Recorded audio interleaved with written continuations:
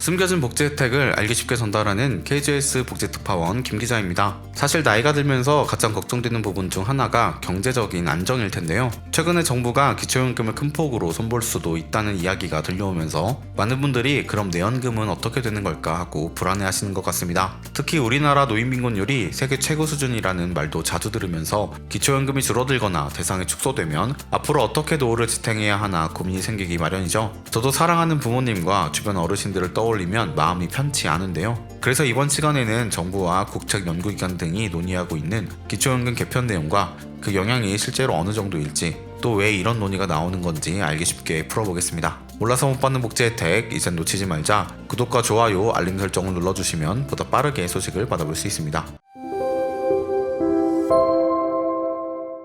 요즘 언론 보도에 따르면 정부가 내년도 예산안을 짜면서 기초연금 같은 공적연금 분야를 다시 정비하겠다고 밝혔는데요. 2026년도 예산안 편성 지침을 보면 윤석열 정부가 재정 건전성을 중시하는 기조를 계속 이어갈 것으로 보이고, 필요 경비를 제외한 재량 지출은 10% 넘게 구조조정하겠다는 방침이 잡혀 있다고 합니다. 이렇다 보니 많은 전문가들이 기초연금이 제일 먼저 칼날에 오를 수도 있겠다는 예측을 내놓고 있습니다. 실제로 최근 한국개발연구원, 즉 KDI가 기초연금을 개혁해야 한다는 취지의 제언을 한 것도 이런 분위기와 무관하지 않아 보입니다. KDI가 지난달 발표한 보고서를 보면 현재 만 65세 이상 노인 중 소득 거의 70%에게 기초연금을 지급하고 있는데, 이 방식을 중위소득 기준으로 전환해서 진짜 어렵고 힘드신 분들께 더 많이 몰아주자는 의견을 제시했습니다. 간단히 말해 지금은 70%에게 나누어 주다 보니 재정 부담이 커지고, 그중 실제로 빈곤하지 않은 분들에게도 지급되는 사례가 있을 테니 차라리 대상을 줄여 꼭 필요한 분에게 더 두텁게 지원하자는 거죠. 이른바 몰아주기식 지원을 통해 재원을 효율적으로 쓰겠다는 겁니다.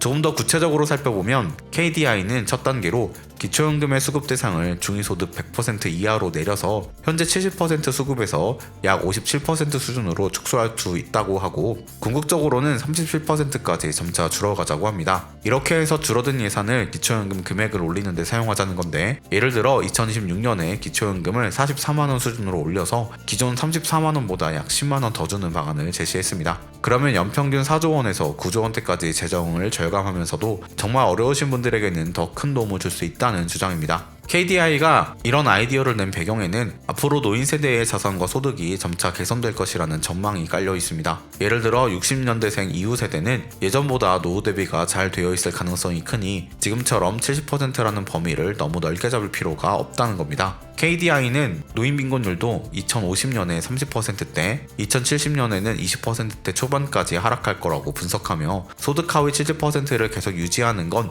비효율적이라고 지적했죠. 하지만 이 주장에 대해서는 과연 국민연금이나 다른 연금들이 제대로 뒷받침되고 있는가 하는 반론이 나오기도 합니다. 현재 국민연금 월평균 수령액이 65만원 정도인데 그중 절반 이상이 40만원 이하로 받는다 하니 기초연금을 줄이면 여전히 생활이 어려운 어르신들이 다수 생길 수 있다는 거죠. 또 한편으로는 기초연금 개편과 더불어 정부가 최근 부각한 줬다 뺏는 기초연금 문제도 화제입니다. 빈곤 노인에게 기초연금을 지급해놓고 생계급여를 산정할 때 기초연금을 소득으로 치고 그만큼 깎아버리는 관행을 개선하겠다는 건데요. 지금은 생계급여를 받으시는 어르신이 기초연금을 따로 받아도 결국 생계급여가 삭감돼서 실질적으로는 얻는 이득이 없으니 줬다 뺏는 꼴이라는 지적을 오래전부터 받았습니다. 이에 정부가 기초연금을 아예 생계급여 소득에서 제외해주면 중복해서 더 받는 것이 가능해지니 노후 생활에 부담이 되지 않겠느냐는 겁니다. 그런데 이 방안에 대해서도 우려가 있습니다. 생계급여를 받고 계신 분들은 분명 생활이 매우 어려우시니 그분들께는 좋을 수 있지만 정작 소득은 비슷하게 낮으면서도 여러 이유로 생계급여를 못 받는 빈곤층 노인들 사이에서는 형평성 문제가 생길 수 있다는 거죠. 즉 생계급여 수급자와 그렇지 못한 분들의 격차가 오히려 커져버리는 것이 아니냐는 비판이 제기됩니다. 복지부 자료를 보면 2014년 기준으로 생계급여와 기초연금을 동시에 받고 있는 노인이 약 67만 5천 명에 달하고, 이 중 99% 정도가 기초연금만큼 생계급여가 삭감되는 걸 겪고 있으니 사실상 기초연금이 있어도 없는 것과 마찬가지 상황이었는데, 이제 그걸 개선하려고 한다면 다른 빈곤 노인들과의 불균형이 생길 수 있다는 겁니다. 그렇다면 우리나라 노인들의 빈곤 문제가 왜 이렇게 복잡하게 얽히게 되었을까요? 한국보건사회연구원의 보고서에 따르면 첫째로 노인 가구에 지급되는 공적연금 같은 사회 지출이 유럽 국가들에 비해 훨씬 적고, 둘째로 국민연금이나 유족연금 등으로 충당되는 비율도 너무 낮다는 점이 큰 원인이라고 합니다. 실제로 OECD 통계를 보면 유럽 여러 나라에서는 노령층 소득에서 연금이 차지하는 부분이 70에서 80%에 달하는 경우가 많은 반면 우리나라는 기초연금과 국민연금을 다 합쳐도 훨씬 낮습니다. 국가 차원에서 노인을 지원하는 예산도 GDP 대비 3.5% 수준인데 이탈리아나 프랑스는 15% 넘게 쓰는 것과 비교하면 차이가 꽤 크죠.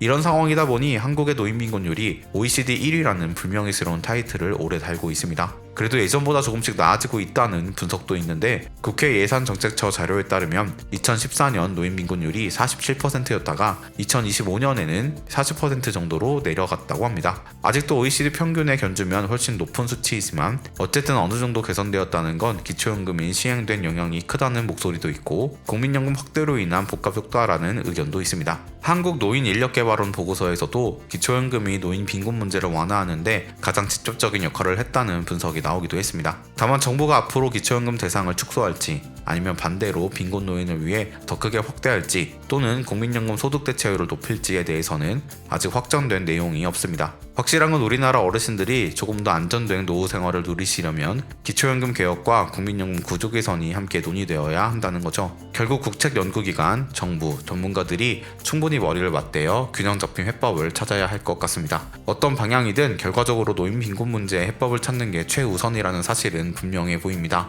노인 빈곤율이 높다는 건 결국 사회가 어르신들께 충분히 지원을 못하고 있다는 뜻이기도 합니다. 여전히 기초연금이 예산상 크지 않는 몫을 차지하면서도 많은 역할을 해왔기 때문에 이 제도가 무조건 줄어드는 식으로 개편된다면 바람직하지 않다는 우려가 클 수밖에 없는데요. 모쪼록 이번 연금개혁 과정에서 정부와 국회가 지혜롭게 합의점을 도출해내길 기대해봅니다. 오늘은 기초연금 개편 논란과 KDI의 제안, 그리고 줬다 뺏는 기초연금 문제까지 전반적으로 살펴보았습니다. 앞으로 정부와 관련 기관들이 어떤 결정을 내릴지 아직은 구체적으로 확정되지 않았지만, 한 가지 분명한 건 노인 빈곤율이 상당히 높다는 현실을 부정할 수 없다는 점입니다. 그래서 이 제도들을 실제로 이용하시는 분들이 더 안정된 노후를 보장받을 수 있도록 우리 모두가 관심을 갖고 지켜봐야 할 것 같습니다. 만약 기초연금 신청이 아직이거나 주변에 해당 대상자가 있을 수도 있다면 지금이라도 필요한 서류와 자격 요건을 꼭 확인해 보시길 권해드립니다. 놓치는 혜택이 없도록 숨겨진 정보를 찾아 나서는 복지특파원, 저 김 기자가 앞으로도 도움되는 소식 전달해 드리도록 하겠습니다.